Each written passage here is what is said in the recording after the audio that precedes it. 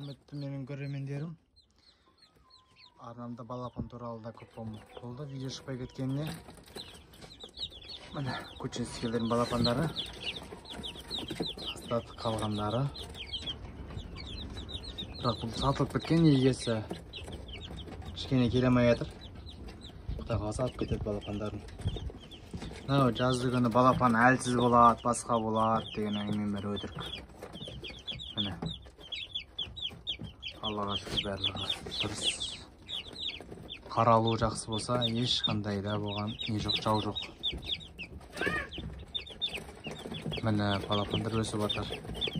Балапан шыққан кезде бастапқы 2 апта ғой. Жем суы тура болса, одан кейін барып, көтендеріне боқ қатады. Соны тазалап отсаңыздар, болып басқа жау жоқ. Балапан барлығы аман есен қалады. Көбісі балапан алады да соған қарамайды, одан кейін өлетіні өлет сөйтіп. Міне 316 жұмыртқадан 250 алдым ғой. 20 шақтысының өзі андай не болып қалған, қатып қалған. Жұмыртқа тескен, бірақ қатып қалды. Неліктен екенін білмедім енді.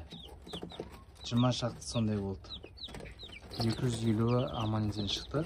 Шыққандай заказ берген кісілердің егелеріне беріп жіберіп отырдым. Мына жердегі 20 ама бар. Соны екесі алып кетсе болды. Ана Кучинскийлар балапандар жақсы барлығы.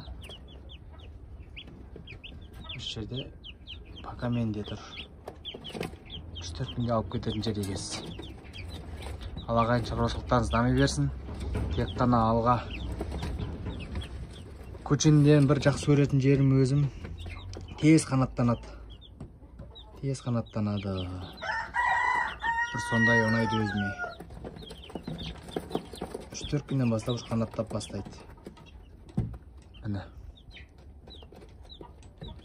Осы ағайын сәттілік дами беріңіздер. Шаршамаңыздар, қысы жазы қарамаңыздар. Тек қана шаруашылық дамытыңыздар ағайын.